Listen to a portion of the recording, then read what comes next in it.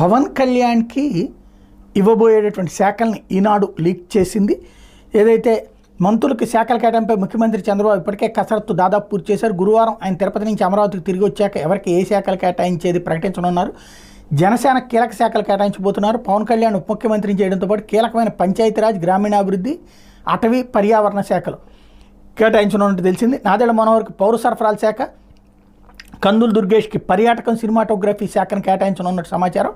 పవన్ కోరిక మేరకే గ్రామీణ నేపథ్యం ఉన్న శాఖను కేటాయించినట్టు తెలిసింది అన్నటువంటి వార్తను హైలైట్ చేసింది. లోకేష్కి కూడా కీలక శాఖను కేటాయించనున్నట్టు పార్టీ వర్గాలు చెప్తున్నాయి అన్నటువంటిది. సాధారణంగా ఎక్కువగా ఎక్స్పెక్ట్ చేస్తుంది పవన్ కళ్యాణ్ హోంశాఖ, గ్రామీణాభివృద్ధి, పంచాయతీరాజ్ శాఖలు మంచిదే. కాకపోతే ఈ శాఖలకు సంబంధించినటువంటిది గ్రామీణ అభివృద్ధికి కీలకమైనటువంటి అది పవన్ కళ్యాణ్ కోరారా లేదా అన్నటువంటిది తెలియదు. బట్ పవన్ కళ్యాణ్ కోరిక మేరకు ఆ శాఖలు ఇచ్చారని ఈనాడు నోట్ చేస్తుంది. బట్ గ్రామీణ